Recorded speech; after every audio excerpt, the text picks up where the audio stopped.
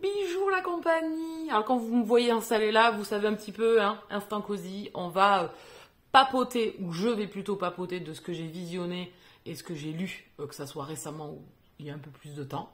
On va aussi papoter du mois de juin, puisque ça y est, hein, le mois de mai est terminé, et on part sur le mois de juin. Qui dit mois de juin, dit mois des fiertés. Vous savez, ici, depuis des années et des années, ce mois est important sur ma chaîne, sur mes lectures, sur mon petit univers, qu'il soit personnel ou réel.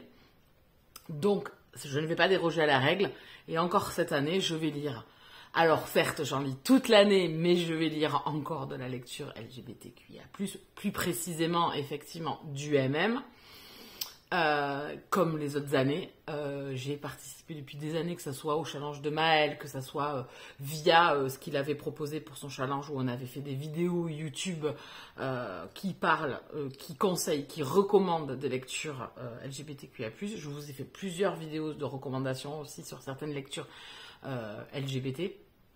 Forcément, j'ai encore lu depuis des années, donc peut-être que je ferai dans le courant du mois de juin quelques vidéos recommandations plutôt sur les dernières années là, de livres dont j'aurais peut-être pas parlé. Ceux que je vous ai déjà cités, ils sont toujours d'actualité. J'ai également fait l'année dernière un live participatif, il est toujours d'actualité aussi si vous voulez aller écouter certains auteurs nous parler de leurs livres, de leur vision de cet univers. Pour moi, ce mois de juin, il est un peu plus à l'honneur que le reste de l'année, parce que pour moi, c'est toute l'année, certes, mais il est mis à l'honneur de joie, de festivité autour de ce mois. Je trouve que c'est un mois hyper convivial, plein de couleurs, bien évidemment, hein, l'arc-en-ciel, forcément, de couleurs, de joie, de partage avec les gens, que ce soit dans le réel ou pas. Là, je vais essayer de mettre à l'honneur encore une fois. Et pour ça, Alex a créé un challenge cette année qui s'appelle Booksta fait sa Pride. Le but est simple, lire de la lecture LGBT, donc c'est parfait puisque c'est ce que j'avais déjà prévu de toute façon. Et du visionnage également, de la BD, du manga, enfin tout ce qui peut raconter une histoire où les personnages vont être divers et variés de la communauté LGBT. Ça peut être des lesbiennes, ça peut être des gays, ça peut être des trans, ça peut être des bi, ça peut être... Voilà, il peut y avoir plein de représentations dans vos lectures, dans vos visionnages, dans vos BD, enfin, tout support qui permet de donner une visibilité à l'amour, à l'amitié, à la joie, pour ce mois de juin. Donc je vous laisse aller voir son compte Instagram dessous, tout est écrit. Il a même créé un groupe, si vous voulez, bien évidemment, participer. Je vous y encourage, bien évidemment, vous savez qu'ici, on est d'accord. Donc je vais participer, bien évidemment. Je vais mettre aussi le Twitch aux couleurs de l'arc-en-ciel pour ce mois de juin. Et je vais essayer de... peut-être faire un live, mais ça, c'est pas encore sûr. Voilà, cette année, j'ai été flemmarde, je vais pas mentir. Mais je vais essayer de vous faire des recommandations aussi. J'en ai déjà fait par le passé. Donc, n'hésitez pas à aller voir sur mon compte l'année dernière le live. Enfin, voilà, tout est répertorié. Vous pouvez retrouver. Il y avait même les gazettes à un moment donné. Je mettais les gazettes à part pour que vous puissiez avoir les gazettes où il y a de la lecture LGBT. Voilà, ça, j'ai laissé tomber. Hein, je masse tout dedans. Il n'y a pas de... Pour moi, tout est pareil. Hein, on parle d'amour. Voilà, donc il y a plein de recos aussi sur certains genres littéraires en MM, etc. Donc, et un peu de FF, mais là je suis encore trop novice malheureusement. Je le dis depuis des années, je sais, mais c'est compliqué de caser toutes mes envies livresques. Alors, c'est un peu compliqué. Voilà, j'ai fait le tour, je pense. Je vous invite à aller participer, bien sûr, au challenge d'Alex, qui nous a fait ça merveilleusement bien. C'est tout beau. C'est magnifique, c'est hyper bien expliqué. C'est vraiment décortiqué. Vous n'avez vraiment pas trop à vous poser de questions. Il vous a fait des recommandations de visionnage, de livres. Enfin voilà, il a fait ça comme un roi. Voilà pour ça, on va clôturer cette partie-là et on va rentrer dans le vif du sujet avec une première lecture que je vais vous insérer ici. C'est Far Away, le tome 3 de Juliette Maratti. On est ici dans une rom-com. MM, on suit deux personnages qui sont Fitz et Noé. Donc il y a 3 tomes, c'est qu'une trilogie, c'est tout court, donc je vous la conseille bien évidemment. C'est pas une saga à rallonge, parce que certains, je sais que ça vous freine, donc c'est pas du tout le cas ici. Donc vous allez faire la rencontre dans le premier opus de Fitz, qui est un humoriste au bout du rules, qui va s'exiler sur un petit îlot de 50 mètres carrés, où il y a juste un phare, et dans ce phare, il y a Monsieur Grognon, qui est Noé, et qui est le gardien de ce phare. Voilà, donc ça va être le premier opus, c'est un huis clos entre ces 2 personnages, et on va apprendre à connaître ces 2 guélurons, et surtout le fait qu'ils soient vraiment à l'opposé l'un de l'autre, là où Noé est très silencieux, Fitz très bruyant, là où Noé parle par onomatopée, Fitz va déblatérer pendant des heures et des heures. L'un est exubérant, l'autre est introverti.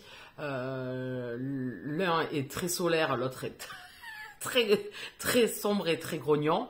Voilà, donc on a vraiment 2 personnages à l'opposé l'un de l'autre. Donc vous allez les suivre au gré de leur péripéties. Dans ce 3e opus, je ne vous dirai pas ce qui se passe, où ils sont, quoi qu'est-ce. Ils sont au large, voilà, comme d'hab. Et vous allez les retrouver. Donc forcément, entre le premier opus et celui-ci, ça a évolué entre eux. Ce 3e opus, je pense que c'est pour leur dire au revoir.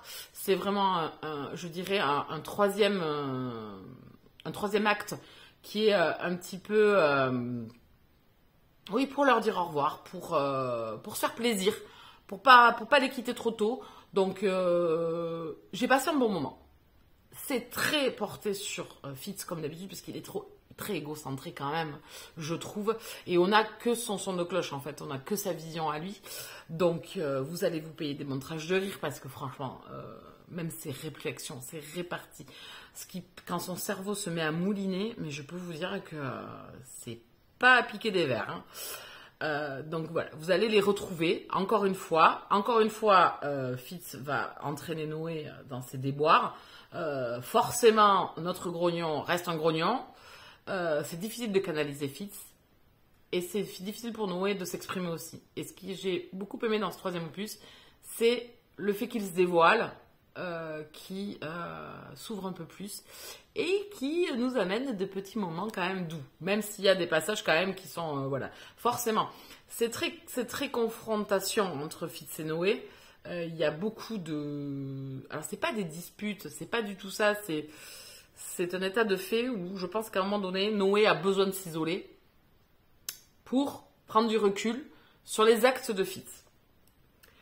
Vraiment, cette trilogie, elle est là pour vous détendre. Je trouve que pour cet été-là, à partir de maintenant, vous enquillez les 3 tomes, c'est parfait. C'est un bon moment de détente. C'est vraiment une lecture douce.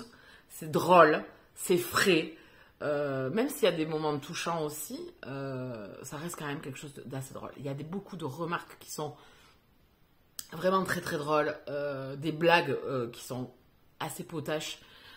C'est un bon 3e opus, mais comme je vous dis, c'est vraiment un opus. Il n'y a pas de cause à effet. C'est vraiment pour leur dire au revoir et passer un dernier moment avec eux.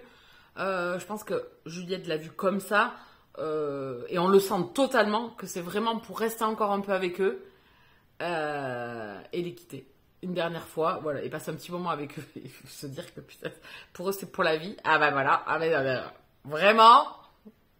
Une famille atypique, une famille d'amis, une famille d'amour, une famille avec des liens de sang. Voilà, il y a vraiment des personnages secondaires aussi qui sont vraiment très sympas dans cette trilogie. Voilà, c'est une rom-com, toute douce et très sympa. La plume de Juliette est une plume fraîche avec beaucoup d'humour, beaucoup. Donc je peux que vous le conseiller. Moi j'ai beaucoup aimé cette trilogie. Voilà, je leur ai dit au revoir et c'était très sympa de passer un moment avec eux parce que franchement vous rigolez. Voilà, il faut le prendre vraiment à la rigolade et ça l'a fait. Et ce 3e opus était sympa et je leur dis au revoir et c'était trop bien. Et franchement, Fitz, moi je sais pas si je pourrais vraiment le supporter. Je tire mon chapeau à Noé, vraiment, parce que waouh, on a quand même un sacré engin. Hein. Voilà pour cette trilogie et surtout ce 3e opus, mais je ne vous parlerai pas du contenu, vous vous êtes bien rendu compte. Voilà, on va suivre ces 2 personnages. Je pense que je vous ai parlé de la globalité que vous allez trouver dedans et pas forcément ce que vous allez trouver dans ce 3e opus, même si c'est très drôle, qu'on est encore au large, qu'on est encore avec du sable, avec de la mer, avec l'océan et avec nos deux persos. Voilà, donc allez-y, foncez. On va parler maintenant d'une série avec Wolfpack. Donc je vous le mets ici, c'est une série qui a été annulée. C'est une série en 8 épisodes. C'est avec Sarah Michelle Gellar, en personnage plutôt secondaire. Et on va suivre 4 jeunes qui vont devenir liés bon gré mal gré. Donc on a des jumeaux qui sont depuis la naissance, qui sont des loups-garous. Enfin des loups. Et on a 2 autres personnages qui vont faire leur entrée et qui vont devenir des loups aussi, enfin qui vont muter, on va dire, petit à petit. Donc on est à Los Angeles et on va suivre ces persos. Donc c'est un spin-off, mais alors lointain, qui n'a aucun rapport avec Teen Wolf, parce que là où Teen Wolf avait de l'humour, là vous n'en avez pas trop. C'est beaucoup plus sombre, c'est beaucoup plus noir. Moi, j'ai mis quand même quelques épisodes avant de me familiariser avec la série, à trouver un intérêt. Elle a été annulée, donc j'ai regardé les 8 épisodes. Il n'y aura jamais de fin pour moi. Et puis, il n'y a pas de fin, en fait. Donc, j'ai quand même aimé. Vous pouvez vous imaginer vous-même votre suite. Je trouve que c'était pas assez abouti. Je trouve qu'on part un peu dans tous les sens. J'ai trouvé que c'était vraiment beaucoup plus sombre que Teen Wolf, même si la série Teen Wolf, entre le début de la série et les fins de saison, on évolue quand même beaucoup, et on prend de la gravité, mais le fait d'avoir le personnage de Styles quand même dans la série a mené beaucoup de fraîcheur. Ici, vous l'avez pas vraiment, parce qu'on a des personnages qui sont assez sombres, qui ont des problèmes d'ado. Donc, en soi, c'était pas mal, mais je pense que c'était un peu trop tiré par les cheveux, et du coup, le lecteur, nous, en regardant la série, je pense que l'accroche se fait pas dès le départ, alors que dans Teen Wolf, je pense qu'elle se fait assez rapidement, et donc là, je sais pas quoi en penser encore aujourd'hui avec le recul.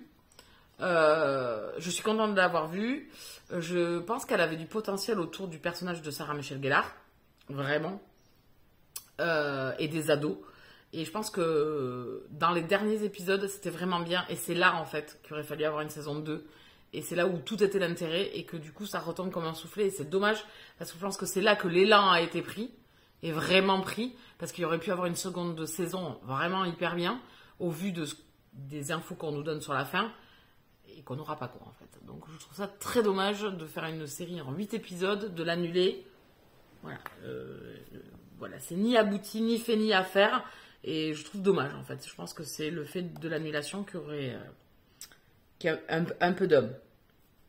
Voilà pour celui-là. Et on va continuer, donc du coup, avec la lecture de Plume, qui est le premier tome des Anges d'Elysium, de Olivia Wildenstein. Je sais pas comment on le prononce, bon c'est pas grave, on s'en fout. Donc c'est aux éditions New Rules, donc c'est une urban fantasy.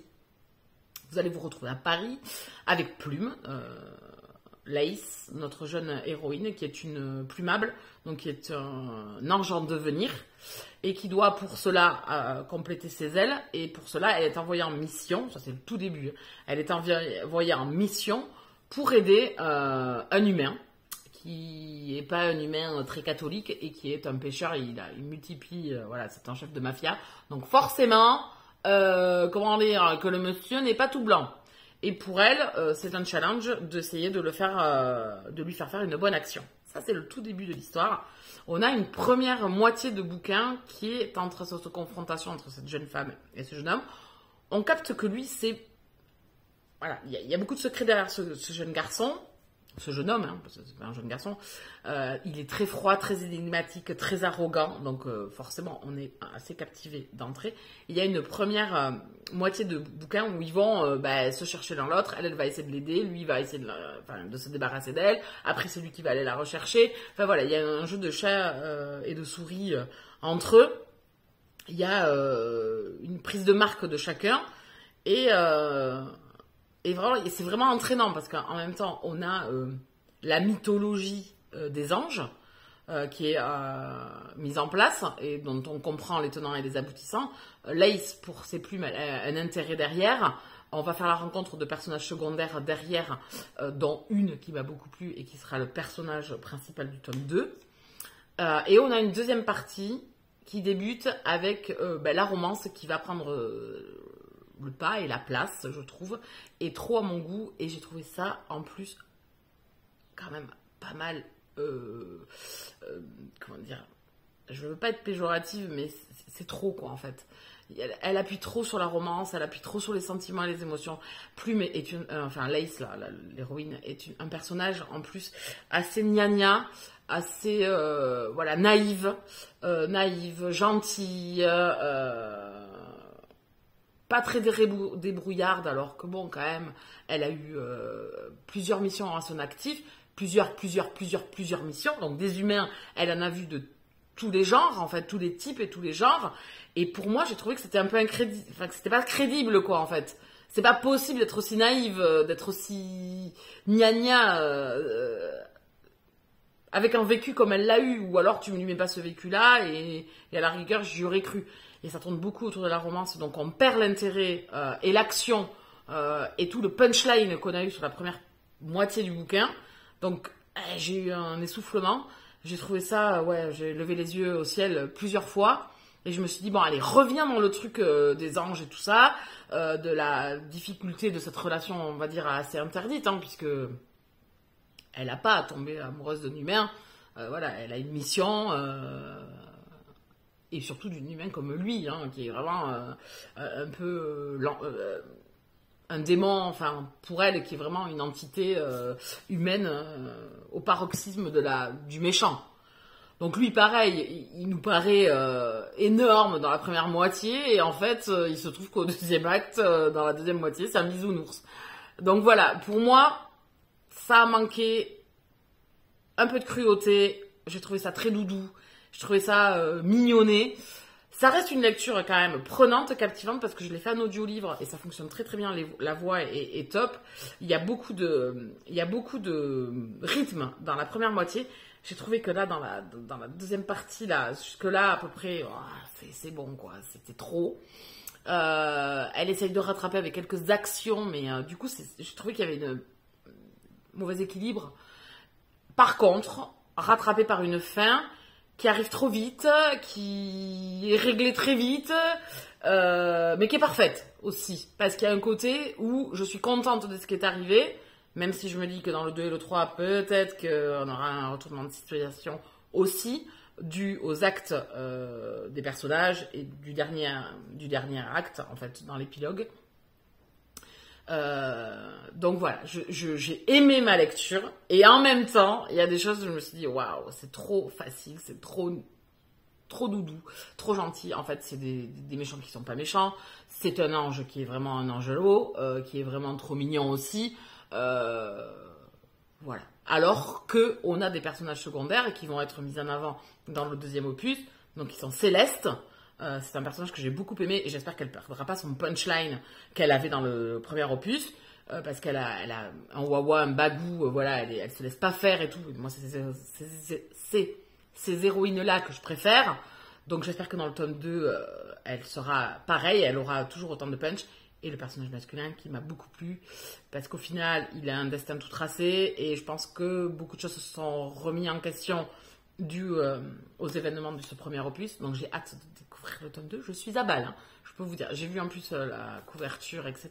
de ce deuxième opus qui est sublime. C'est en violet, moi c'est ma couleur. Bref, j'ai hâte de la voir parce que j'attends énormément de ce deuxième opus. Vraiment. Voilà, donc c'est une bonne lecture. J'ai passé un bon moment. Je ne vais pas vous dire que c'est mauvais, mais moi le truc c'est que il m'a manqué en fait de ce côté fantastique qu'il y a souvent dans les urban fantasy où c'est assez punchline. Là, on a l'impression d'être beaucoup plus dans une romance contemporaine en fait. C'est une romantaisie, mais vraiment axée romance. Et moi, j'aime vraiment l'équilibre des deux. J'aime être surprise, j'aime qu'il y ait de l'action, qu'on nous promet dans une première partie et qui n'est pas tenue dans la seconde, où on a trop de romance et trop de romance. En fait, moi, j'adore la romance, hein. Mais là, je l'ai trouvé trop facile, trop faible, trop doudou, trop gna-gna. Et l'héroïne, non mais c'est pas possible. En fait, toutes les missions que tu as eues, comment tu peux être, voilà, même tu peux rester gentille, tu peux rester avoir un côté naïf, laisser la chance à l'humain, etc. Ça, je le trouvais crédible. Mais il y a des trucs, tu te dis, mais là, mais non en fait, mais non. Et puis la romance, elle est trop de trop quoi. Trop de tropicaux, comme je dis souvent.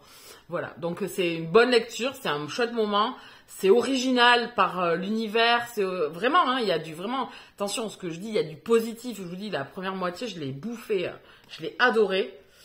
La fin, je l'ai adoré aussi, parce que j'ai adoré où l'auteur nous amène, et je me suis dit, ah ben ça y est, elle prend des risques, en fait.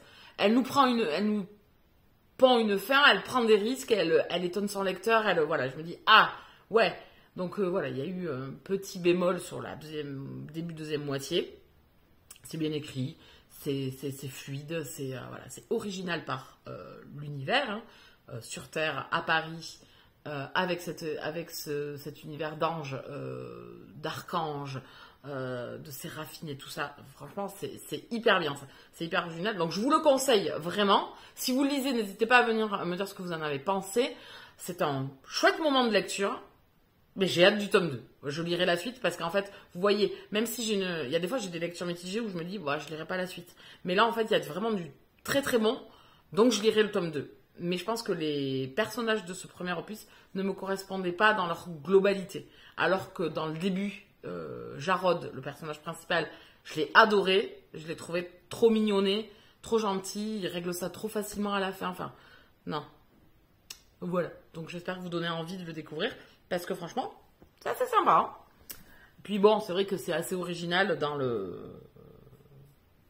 l'univers. Mais vivement le tome 2, parce que je peux vous dire que les deux personnages principaux du tome 2, mais moi, j'ai trop croché sur eux. En fait, je pense qu'à un moment donné, j'ai ciblé sur eux. On a quelques passages d'eux, mais j'ai trop hâte. J'ai trop hâte. J'espère que ça va être voilà, moi, il faut que ça soit punchline, quoi. Et l'héroïne, le peu qu'on en a dans le tome 1, elle est trop... En plus, elle est drôle. Voilà, elle a vraiment... je pense que c'est le caractère qui va le plus me correspondre. Ensuite, je vais vous parler du nouveau Doctor Who. Alors, Doctor Who, c'est une série qui existe britannique, qui existe depuis très très longtemps. Et là, en fait, elle a été remasterisée un petit peu, je vais dire ça comme ça. Reprise avec un nouveau personnage principal. Alors, un nouvel acteur, une nouvelle actrice. Et vous allez retrouver l'univers de Doctor Who. Donc, c'est avec l'acteur Newty Gatwa, je crois que c'est comme ça que ça se prononce. Je suis désolée si je l'écorche. J'ai regardé les 5 premiers épisodes. Franchement, j'aime bien. J'ai jamais regardé Doctor Who en plus, parce que l'acteur principal dans la série originale, ou je sais pas si ça ne doit pas être la série originale, je pense qu'il y a eu des remakes, ne me plaisait pas des masses. Alors que là, cet acteur-là, je l'ai connu dans Sex Education, je l'ai adoré. Donc ici, j'ai passé un bon moment. Je vais regarder la suite. Alors, je ne sais pas combien d'épisodes il y a dans la saison 1, qui est une saison 1 d'une série qui existe déjà. Enfin, vous avez compris le concept. J'ai vraiment beaucoup aimé. L'héroïne principale, par contre, l'actrice, je ne la connais pas du tout. Et franchement, j'ai trop croché sur elle. Elle joue trop bien. Elle est hyper jolie. Elle est fraîche. Enfin, voilà. J'aime beaucoup son personnage. Beaucoup de secrets cachés derrière ce personnage-là. Je pense qu'on va en apprendre au fur et à mesure. Comme moi, je connais pas les Doctor Who initiaux, bah, du coup, je découvre vraiment tout. Donc, ne dites rien si vous avez déjà regardé et que c'est la même chose. Je ne veux rien savoir. Et le personnage principal, joué par l'acteur de Sex Education, je l'aime beaucoup aussi. Je trouve que ça matche très très bien. Le duo matche très très bien au niveau des tenues vestimentaires. Enfin, tout me plaît. Vous avez de la représentation là aussi, diversité, plus si vous avez envie de peut-être visionner ça pour le mois des fiertés. En tout cas, je vous la conseille. Franchement, j'ai passé un chouette moment et je vais regarder la suite. Et voilà. Et je ne connais... Alors, pas taper sur les doigts ou pas taper dessus parce que je connais pas... Enfin, je connais Doctor Who, mais je ne regardais pas. Donc là, je passe un bon moment. Donc, écoute, il n'y a plus qu'à. On va continuer, je vais faire vraiment la vidéo en entier comme ça, donc vous pourrez la regarder en plusieurs fois si vous en avez marre. Je vais vous parler de Prince Cruel, le tome 1, que j'ai lu donc j'ai écouté, je l'ai fait en audio il y a très très longtemps, c'était l'année dernière. Donc dans cette histoire, vous allez suivre, alors par contre il faut que je regarde les noms. Je me souvenais que de Cardan, donc ça prouve. Donc ici, vous êtes dans un univers de fae, donc vous êtes en pays de faerie, avec des fae. Donc on va suivre 2 humaines qui ont été kidnappées quand elles étaient enfants et qui vivent aujourd'hui au milieu de ces cides. Vous allez faire la rencontre de Jude, l'héroïne principale, qui est une humaine un peu revêche, un peu punchline là aussi, malgré qu'elle est... Donc vous allez faire la rencontre de Jude, une des 2 sœurs, une des humaines qui vit au milieu de ces fae, dans cet univers de faerie. Donc l'autrice va nous décrire un petit peu cet univers de faerie, comment ça fonctionne, qui est au pouvoir, la famille royale, et dans cette famille royale, vous avez le prince Cardan, qui est un des héritiers du trône, mais pas en première position, quoi. Il est le tout dernier, donc normalement il n'est pas accessible au trône si le roi décède. Et il a un frère, il a une sœur, et donc ils vont tous à l'école. Oui, parce qu'ils sont jeunes, ils ont 17-18 ans, même si en faerie, je sais pas, en âge de fae, mais ils vont tous à l'école. Et donc, du coup, Jude, notre héroïne principale, va au même lycée, à la même école de faerie que le prince Cardan. Et en fait, puisqu'elle est là depuis l'enfance, et aujourd'hui, on la retrouve, elle a 17-18 ans, elle a été son souffre-douleur. Voilà. Les humains sont un peu alors pas les esclaves, mais oui, les esclaves des fae. Et en fait, le fae qui les a kidnappés en a fait ses filles adoptives. Il les a adoptées. Pour diverses raisons, mais ça je ne veux pas vous le dire parce que je pourrais vous spoiler, ça m'embêterait un petit peu, c'est à découvrir. Pourquoi il les a adoptés et pourquoi il n'a pas fait ses esclaves, mais ça c'est à suivre.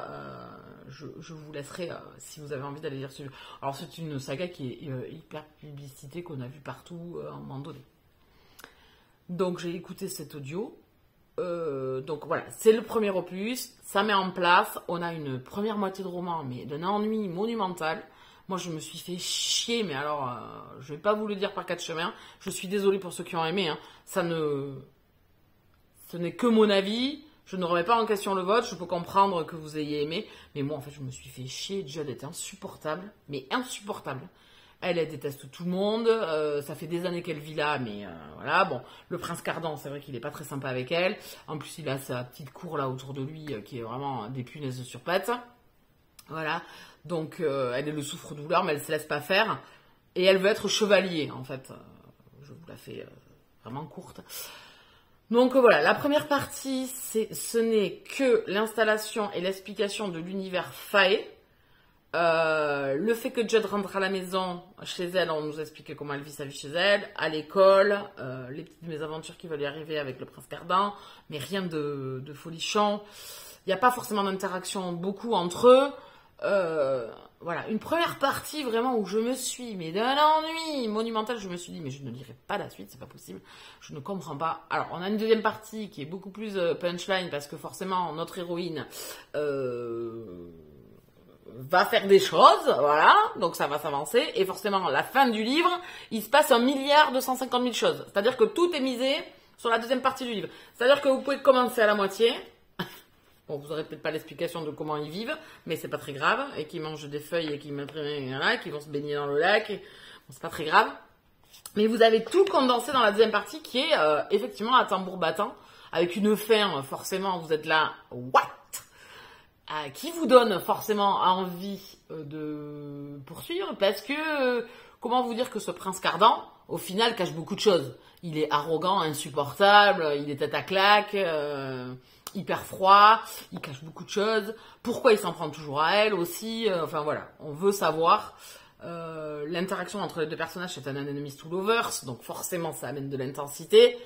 Donc moi j'étais captivée sur la deuxième partie. Alors la première, je me suis dit, bon, bonsoir, mais c'est pas possible. Donc au final, un avis mitigé, puisque là, on a une première partie qui... ouais. On a une deuxième partie vraiment bien, avec un final, waouh. Donc, à l'heure d'aujourd'hui, je n'ai pas lu la suite, je ne l'ai pas écoutée, mais... J'aimerais bien. Alors, on a une première partie quand même qui est traitée un petit peu comme un young adulte. Je pense que c'est pour ça aussi que mon intérêt n'était pas grandiose, avec une deuxième partie beaucoup plus adulte, puisqu'il y a de la confrontation, il y a des morts, donc du coup c'est un peu plus adulte, mais on a une première partie qui est traitée vraiment comme un young adulte. Je me suis dit, ouais, alors ça va pas le faire du tout, quoi. Donc voilà, donc j'ai bien aimé la deuxième partie, voilà, j'ai bien aimé la fin et la deuxième partie du récit. Mais c'est un peu en dents de scie quand même, parce que même si elle va faire des choses secrètes, il y a des moments de latence, malgré tout dans la deuxième partie, avec un final, je vous dis, les 100 dernières pages, vous pouvez pas l'arrêter, quoi. Vous êtes là, mais non, mais comment ça va se finir, et vous avancez, donc. Tout ça pour un livre de, je sais plus combien de la page, presque 500 pages. Ça aurait mérité d'être un peu coupé. Voilà, il y a des longueurs qui, moi, m'ont saoulé au début. Voilà, donc j'ai envie de continuer la suite parce que j'ai envie de découvrir un petit peu plus et voir comment la relation de Judd et Cardan va évoluer, parce que franchement, on n'est pas sorti le cul des ronces, hein. Donc voilà. Je sais pas quoi vous dire de plus. Bon, c'est un livre qu'on a beaucoup vu passer, qui a été beaucoup publicité, qui est une romantaisie que beaucoup de monde aime. Je dis, vraiment, c'est bon, hein. Il y a vraiment du très très bon. Je vous dis, moi, j'ai pas pu lâcher à la fin, mais c'est dommage qu'un livre de 500 pages, quoi. 400 pages, ça suffisait. 400, c'était très bien. 400, c'était parfait. Voilà. Et on éliminait tous ces moments où il se passe rien, en fait. Il se passe rien. Elle va à l'école, voilà. Ok, ça met en place, mais il y a des façons, je pense, de relater l'histoire en accélérant le fil du temps, sans oublier quoi que ce soit. Voilà, donc là, bonne lecture. J'ai envie de lire la suite, parce que les deux personnages principaux m'ont beaucoup plu, et un énervé en même temps, donc forcément je suis attrayée. Je suis captivée pour savoir ce qui va leur arriver, et c'est un enemies to lovers, là c'est les prémices vraiment de leur relation, puisque franchement, on n'est pas rendu. On n'est pas rendu. Ensuite, je me suis regardé la série française Le Négociateur. Là. Donc lui, en fait, il est père de famille, 3 fois divorcé, 3 enfants différents de mamans différentes. Et donc tout ce petit groupe, cette famille recomposée, tout le monde s'adore et tout le monde vit ensemble. Et donc il est négociateur pour la police. Il a pris un petit peu sa retraite, je mets des guillemets. Et donc du coup, il va être rappelé. Et vous allez voir à chaque épisode une enquête où il va avoir sa vie de famille et en même temps l'enquête.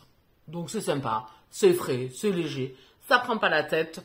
Voilà, les mamans là, elles sont excellentes. Il y a Sabrina Cabrita qui joue dedans, et moi c'est une actrice que j'aime beaucoup. Mais les autres mères de famille, elles sont excellentes aussi. Plus la chef de police qui rentre dans l'histoire et qui va être sa collègue. Donc encore une femme, plus ses enfants. Enfin voilà, c'est sympa, c'est frais, bon, ça reste détente, sans prise de tête. Je le prends pas non plus pour la série de l'année, mais ça a fait passer le temps. Donc il y avait 6 épisodes, je crois. Voilà, j'ai regardé les 6. C'était funky. S'il y a une suite, je pense que je regarderai. C'est pas la série, c'est pas ma série préf, mais ça fait le job. Voilà, ça fait le job. C'était mignonné.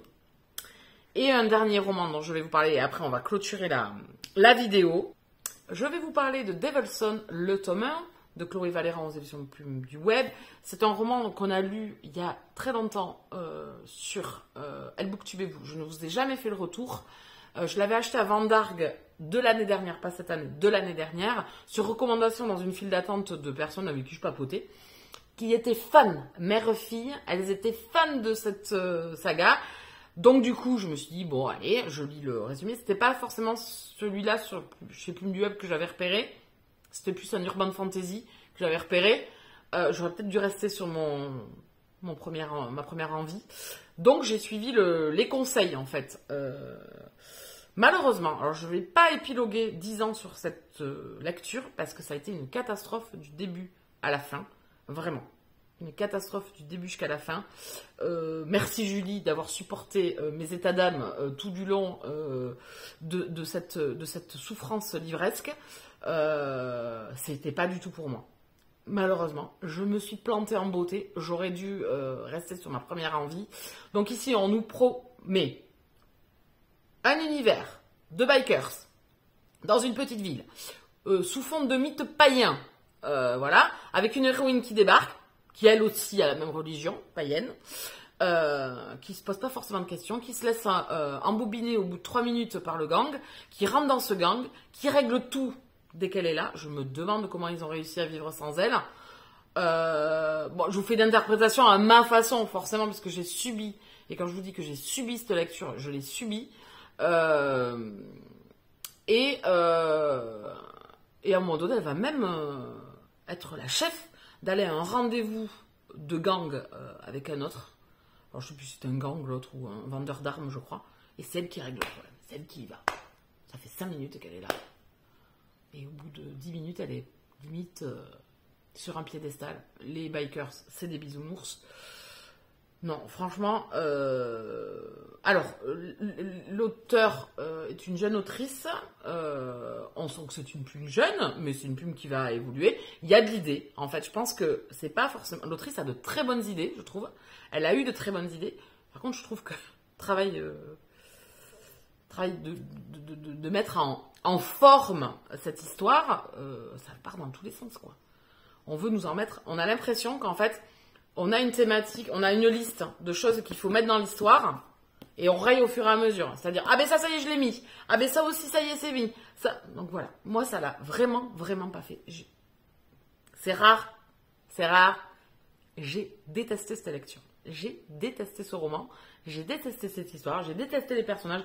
Ne parlons même pas de l'héroïne principale qui, un coup, est la petite fille fragile et le lendemain est la super warrior, qui gère tout au sein de cette truc. Donc, tu te dis, mais... alors, quand tu as lu déjà des univers de bikers, etc., tu te dis, ouais, non, mais là, quand même... non, là, pareil, bisounours parti, ça va pas du tout. Je n'étais pas du tout la cible de ce roman, malheureusement. J'aurais pas dû y aller, parce que j'ai vraiment pas un avis positif, et c'est malheureux pour les gens qui ont adoré. Donc, il y en a certains qui vont me dire, t'as rien compris, nanana. Peut-être, mais ça reste que mon avis de toute façon. Moi, il n'y a rien qui allait. Il n'y a rien qui allait. Je trouvais ça très young, très bisounours. Même le bad boy. Ouais, il y a vraiment, malheureusement, ça a été compliqué. Vraiment, je peux vous dire que j'ai fait des vocaux à Julie à n'en plus finir. Je suis allée au bout. Je l'ai fait en audio-livre. Heureusement, parce que je pense que si j'avais dû le faire à la lecture comme ça, j'aurais abandonné. J'aurais abandonné très rapidement. Voilà, j'ai pas été convaincue par l'histoire. J'ai eu aucune empathie pour les personnages. Je les ai plus détestés qu'adorés. Donc voilà, c'était pas une lecture pour moi malheureusement. C'est un total loupé pour de multiples raisons dont je ne m'étalerai pas ici parce que je n'ai pas envie de voir les foudres de toutes ces jeunes lectrices qui ont adoré et je peux comprendre. Mais je pense que je suis trop vieille. Je pense que je vais la voir peut-être dans les commentaires en me disant ouais, c'est trop vieille. Même si la personne qui me l'a conseillé était quand même de mon âge, je pense, et qu'elle a adoré. Voilà, ça peut pas le faire avec tout le monde, malheureusement. Je pense que c'est pour un public beaucoup plus jeune, mais pas pour moi, en fait. Donc, bien évidemment que je ne lirai pas la suite, hein, et que je suis en souffrance de ce livre. Vraiment, je suis en souffrance. Donc, je ne peux pas que vous le conseiller, mais je peux vous conseiller d'aller vous faire votre propre avis, et de me dire ce que vous en avez pensé, surtout. Voilà, parce que j'ai envie d'avoir des retours sur ce roman-là. Je suis passée totalement à côté. Mais quand je dis que j'ai détesté, j'ai détesté. Il y a peu de livres, j'ai une liste de livres que j'ai détestés, que la populace a adoré, malheureusement, c'est souvent comme ça en plus. Quand il y a des livres qui passent inaperçus que vous n'avez pas aimé, personne ne va venir, voilà, il passe à la trappe. Quand par contre ça a été un truc très insensé, c'est pas facile de faire des retours, donc j'espère que vous serez assez sympathique pour pas me tomber sur le rable, me secouer la chemise. Ça ne reste que mon avis, et c'est pas parce que vous avez aimé que je dois aimer ce que vous avez aimé, et que vous aimez ce que j'aime. Vous voyez le délire un petit peu? Voilà, donc j'espère que ça se restera correct. J'ai hésité à faire mon avis là-dessus, parce que je sais qu'il est beaucoup aimé, mais pas chez moi malheureusement. Voilà, c'est trop jeune, et c'est... Voilà. Et ça arrive, et c'est ma faute. J'avais qu'à rester sur ma première envie et pas aller... voilà, j'avais un doute parce que ce qui m'a attiré, c'était les mythes païens, le fait que ça soit des bikers, parce que j'en ai lu quand même quelques-uns et que j'aime bien ça. J'aime bien ces univers un peu rudes, un peu bruts de décoffrage, et pas forcément ce que j'ai trouvé dans celui-ci. Voilà pour mes retours lecture, mes retours visionnage. Voilà. Bon, je n'ai pas fait plaisir à tout le monde, je pense, avec cette série. Je me dis que mon public qui vient ici n'est peut-être pas très jeune, donc peut-être que ça va passer à la trappe. En tout cas, soyez sympas. Je ne remets pas en cause que vous ayez aimé, je remets juste en cause que moi j'ai détesté, quoi. Voilà, c'est tout. Il n'y a rien qui m'a plu. Et ça arrive. Et c'est pas toujours... Et ça marque ces livres-là quand même quand vous les avez détestés. Hein. Ah, vous vous souvenez de pas mal de choses. Voilà. Donc, écoutez. Donc, n'hésitez pas à me dire si certains de ces livres vous font envie. Si vous les avez lus et que vous avez aimé, n'hésitez pas à venir partager, à me retrouver sur Instagram si vous le souhaitez. Ou sinon, venir peut-être partager un petit moment avec nous sur le Twitch. Avec les copains, le soir, on lit et on papote. Et on ricane beaucoup. Et puis, je crois que j'ai fait le tour. Je vais vous laisser ici. Je vais vous retrouver prochainement pour une nouvelle vidéo. Bisous câlins!